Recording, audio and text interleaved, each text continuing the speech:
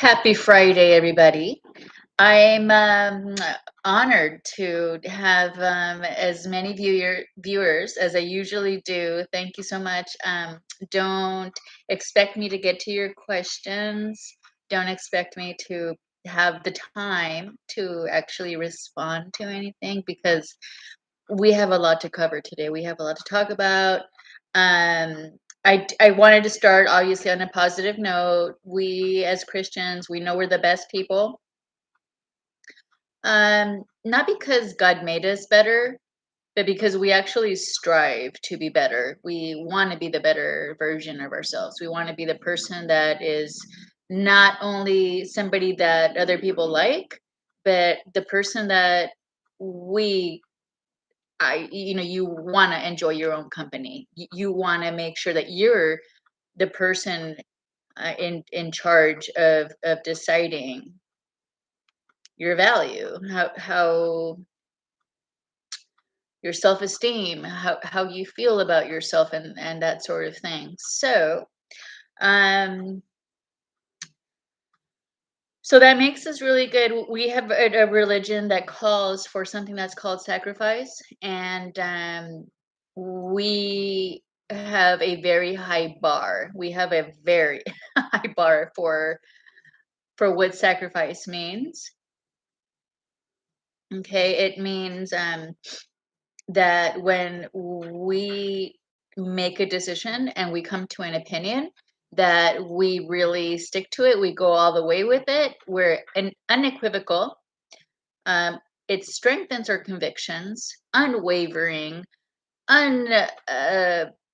We're strong. We stand our ground. We don't lose ground to people that want to play games and that want to um, use their emotions based motives to sway us from one side to the other because we're never going to be our strongest selves that way. So it's always nice to be around people that are strong people because they mean business, and I love business. I mean, business is not shrewd. It's not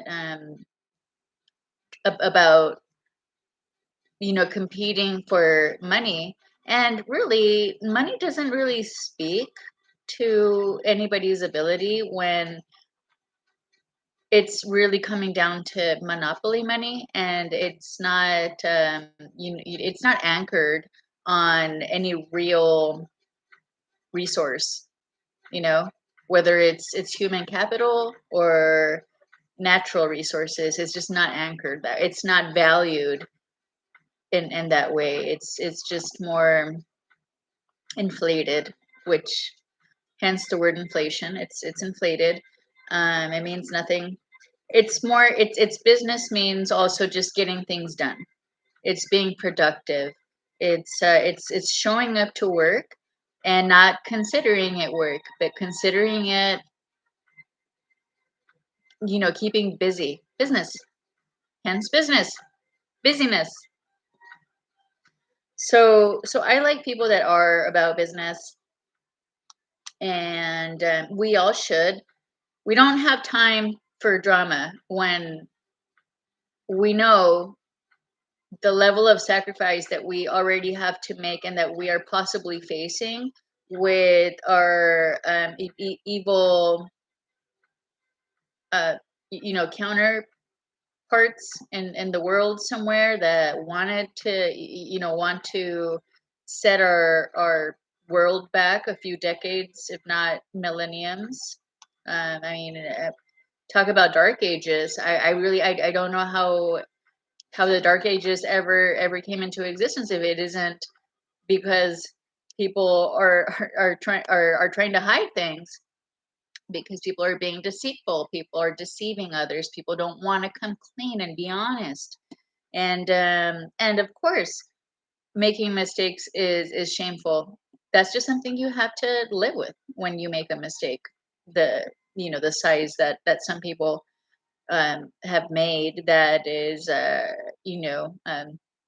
motivating their agenda to basically keep everybody in the dark and deceived and not knowing what's going to be coming next. So that's too bad for them, because there's people like me that I don't think that because I can size people up and judge their character, that it makes me like them. It just makes me like somebody that knows that if I wasn't as careful as I am, or as concerned with my reputation and myself and my image and values and that sort of thing, um, that I would be just like them, because we all have the tendency to think about how to get away with things and get ahead of others and that kind of thing. So it doesn't make me dirty to think so. And you know what? I think that there's like,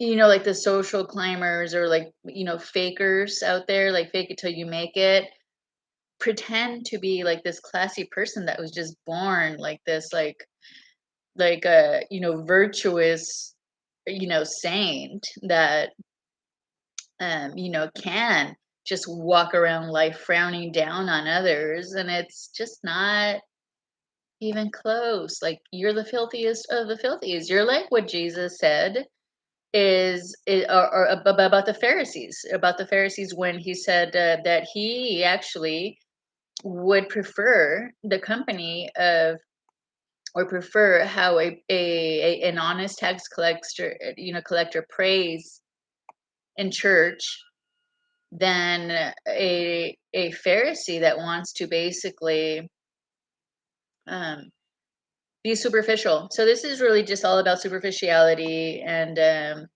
getting away with as much as people can. But there's no transparency. There's no accountability for the people that create the problems, because the people that create the problems have also created an out for themselves, an out using scapegoats, mm, mainly or namely conservatives. Um, so conservatives are going to have to come behind them, and some conservatives are going to do it because um, they want to like be like the sympathizers. They're the compassionate ones. They have like the lofty feelings. They're not cold-hearted and snooty. But it's not. That's also, it's wrong. It's that is filthy. You're filthy. You're not going all the way through with how you really feel.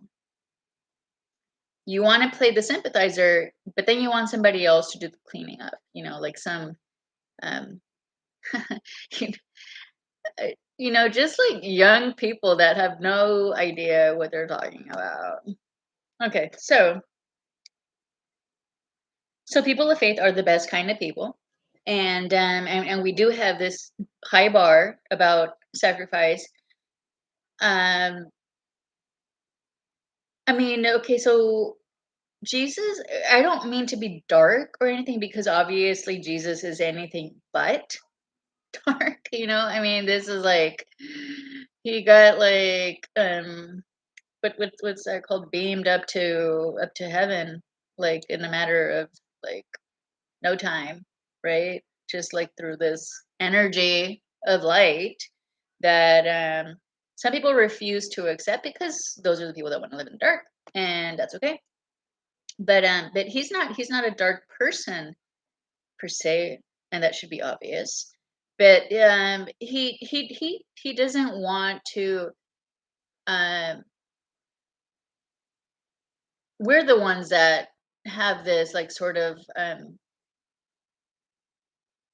prejudice, like towards others and one another, including someone that may be here and is God. And so our prejudice is what causes us to think that the sacrifice that he made, could be like, some sort of like a, how we consider like a martyr now, like what we consider a martyr now is just not, that he's like a, somebody that likes to play victim, like, "Oh, don't hit me," and like nobody's doing anything to them, but they're like, "Ah." and they're like trying to get a reaction from other people, like, and those are the people that are like the battered wives that want to like play this game with people, or like because she's a whore or something, right? Like that's, come on, man, men out there, you know exactly what I'm talking about, okay? Because I've seen it. Mm, that wine's good, a little strong. Can't find my cheap wine anymore. Okay, so it's not that, it's just it's more like well, I mean, I might be projecting in this case, but in my case, when I decided to be with somebody that I knew was inferior to me because basically he is a crackhead, and maybe in anybody who I'd meet now, I'd maybe to some extent be that way. I don't know. I've heard people diagnose it as like like a foolish naivete from somebody that wants to change. I've never, at least I did that much. Like I never set out to change anybody, but I did hope that I would be the stronger influence in other people's lives so that everything would be fine. Like if I show that I have dignity for other people, I'm respectful, I'm honest, I'm open, I don't lead people on, I don't trick, I don't lie, I don't have a reason to do any of those things. I don't care if I don't get my way with you. I don't use people and people will not use me. That is those are the rules. It's very simple. Like that should have never changed. Like, that should never change. It's so basic, and people shouldn't be made to feel sorry for other people either. Like, that's called a guilt trip, and that's called manipulation. So don't be manipulative with people. I don't like the whole, domestic abuse case, um, men do it too, especially now. I mean, I was shocked. I mean, I knew people were low, but the truth is, I was shocked.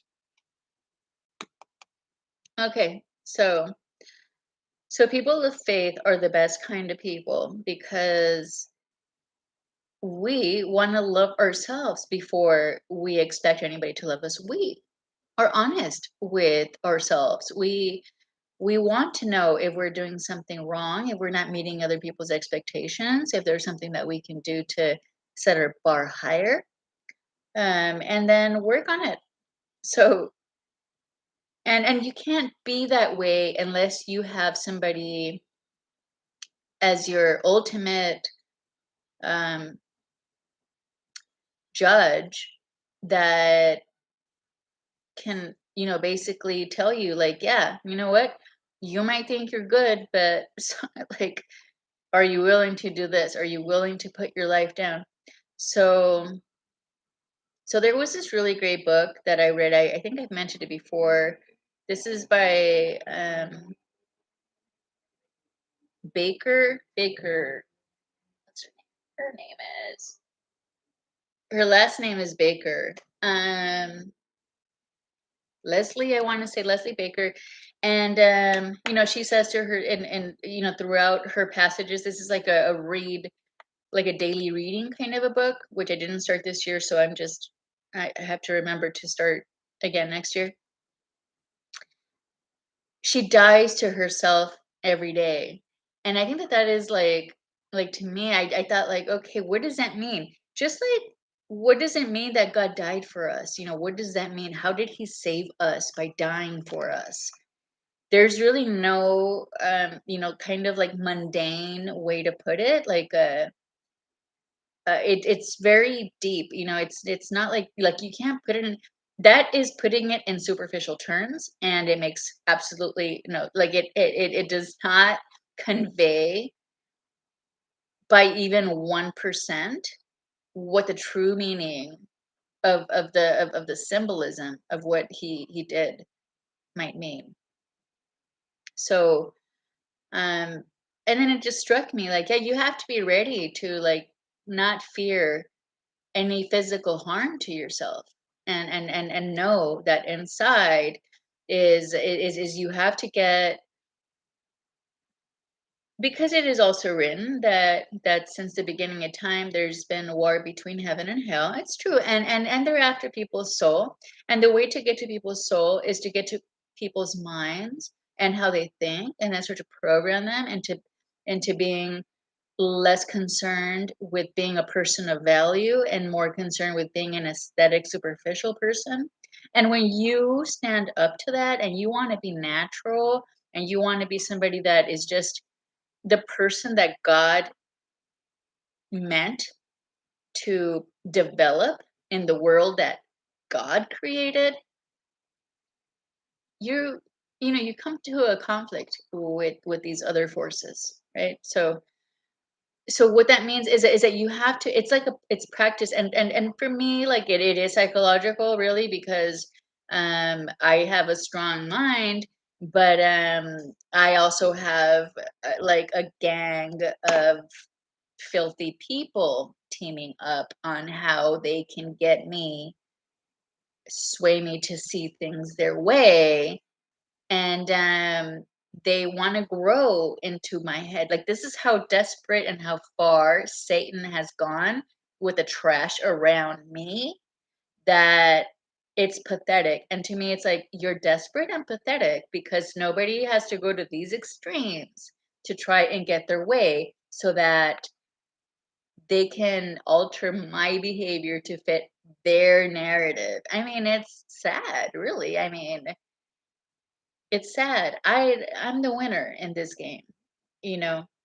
So either way, enough talk about this like psychological thing. You know what, the good thing about me is that I know it and it makes me sane. And also I don't, I'm not the person that, I'm the person that really has had to fight it very much, but I've never allowed myself to fall into the into the pitfall of believing that of falling, for this, pressure from outside forces to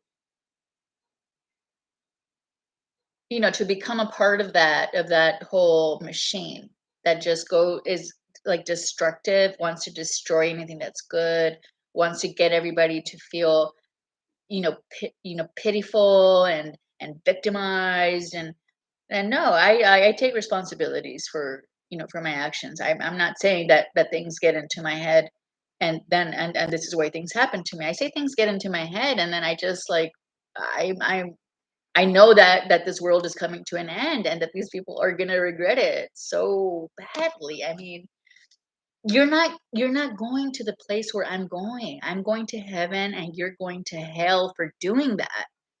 Period. I mean, that's my consolation. And these people hate it that that's my consolation. They want to be my consolation. I already have a hero. My hero is not of this world, okay? My hero has warned me against this world. So that's kind of where I stand on things, and that's where I should have always stood. But along the way is you do forget. And so if you forget, maybe that's why I have to, it's almost like I'm kind of compensating for all the years that I was just kind of easygoing and just like expecting things to just happen for me. But of course I have people that want to mess with me because they're whores.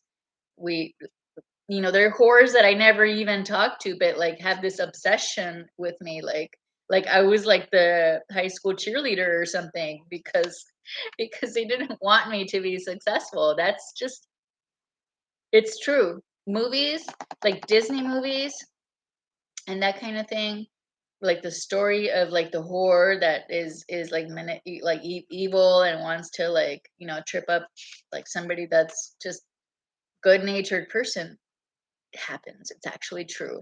And grow on you and terrorize you for however long they think they're going to get away with into the not foreseeable future, because really you just, it's unreal. It really is. So People of faith are the best kind of people. We strive to be better people.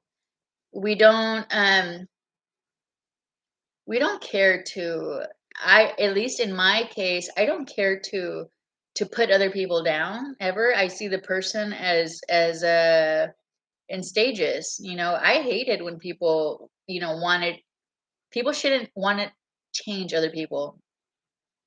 You can be a good influence to people, you can be kind to people, and form a relationship, a unique relationship with them that doesn't go beyond that experience between a very exclusive, possibly um not meaningless relationship, but relationship that isn't really going to go further than that. So it's important to see people for who they are, not their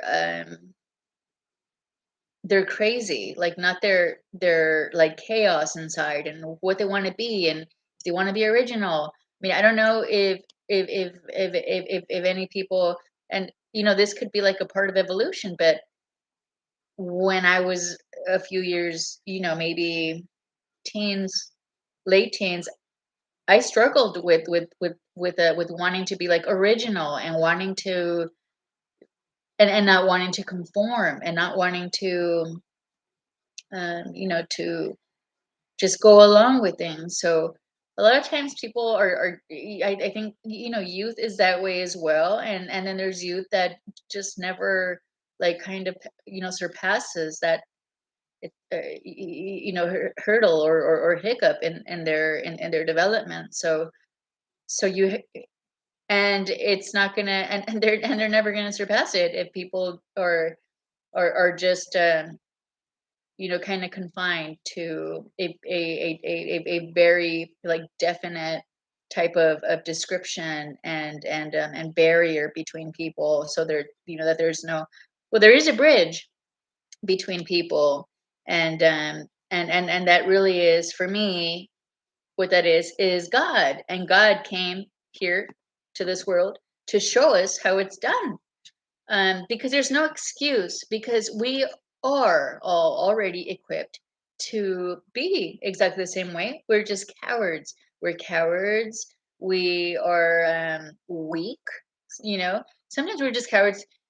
We at least got to the point that we're strong enough to know that we're cowards. Other times is no, we're just actually weak, and we're weakening ourselves sometimes by, again, being this person that is pressured or guilt tripped to to be like pushovers, and not think of ourselves first. Because when I say thinking of ourselves, and I think that when most Christian people say to think about yourself, it means personal development. It means a stronger relationship with God. That, and because that's the only way that you can love yourself. That's the only way that you can reach your true full potential, is knowing that you can't rely on people. You can be the person that is supportive and reinforces a belief in God and other people, and that is how you'll do a better for that person, a greater good to that person, is by being, this person that reinforces and supports that idea. So, and together, and together, two people that are reinforcing each other in that respect are stronger together. They're not, codependent and needy of one another. That's impossible. You can't do that. You, I mean, you could do it, but that's not this.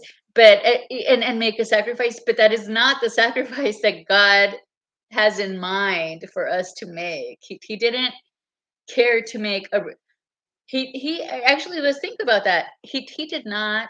Jesus did not care 1 second to think that Peter might be upset because he's about to just like let people slaughter him. Okay, he didn't create this bond with a person. He said no. there is something better than this, than being, um what's it called, like a, chained, chained to one another, that we can't move on. This is my problem with people. It's like, let people be like Jesus, let people want to be more like Jesus. It's not, it's about me, it's not about you. I mean, this is crazy, but you know what? People know that, and they still want to mess with me because I'm the target. I'm the target for people that want more trash in this world. They can't stand being the trash. They want to get as much. Either way, so this is not the kind of sacrifice that God made. Okay, God, that Jesus came to show us. He stuck by his every word. He stuck by his every belief and went all the way through with it at his expense, at on his back. He made the sacrifice. But he's also alive now. He's alive in me. He's alive in, that's, I mean, I know that this is why I'm persecuted. Jesus has said, you will be persecuted because of me, because if Jesus rises in me, inside me, and I have an intimacy with him, I'm going to be persecuted. I'm going to be persecuted by my own kids. I'm going to be persecuted by dumbass fucking people that can basically go eat shit. And that's what they're going to do, and they're going to expect me to try and be like this, like a holy martyr.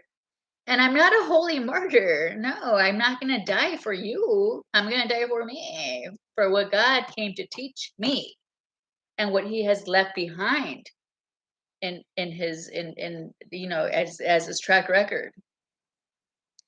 So that's kind of what I do all day, is die. Like, now I know, like, yes, Heidi Baker.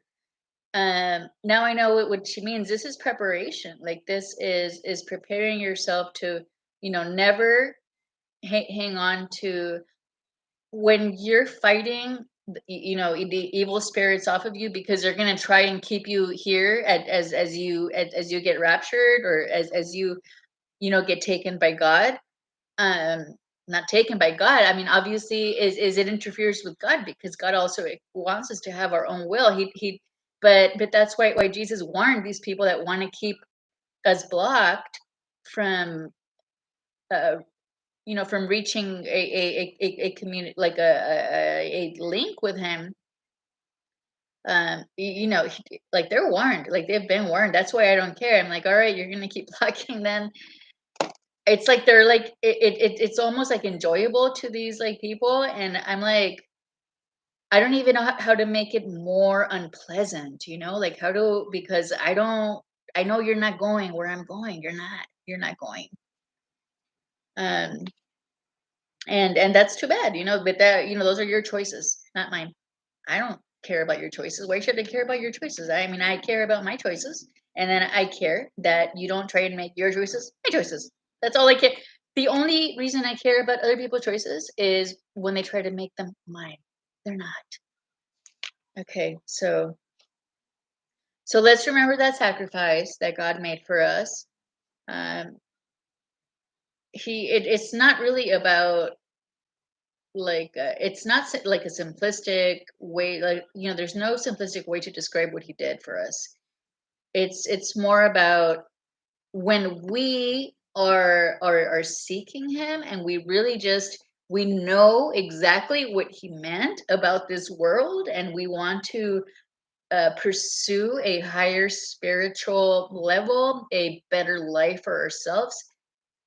I'm not talking about money either, hizzos. When we want that, and we're trying to reach that, we can start identifying with him and everything that he went through. And when we see how he went all the way through with it, that is kind of like, it's more like a gift of it, of a model, like, of an example, like, this is what you need to do. So, I mean, if that's what is meant by he died for us, then okay, then I buy it. But really, he died for us to have an example, a good example of what it is to be a godly person that isn't of this world of Satan. Okay, so that's where I really want to leave it. Come on, guys, let's get a little bit deeper here. Um, you know, yeah, I'm not sorry. Alrighty, have a great night, and maybe I'll get back to you sometime in the next few days. If I don't, have a great um, weekend, and search for God, search for that higher power in you and that higher self in you, because God is in you too. You just have to spark it up. Good night.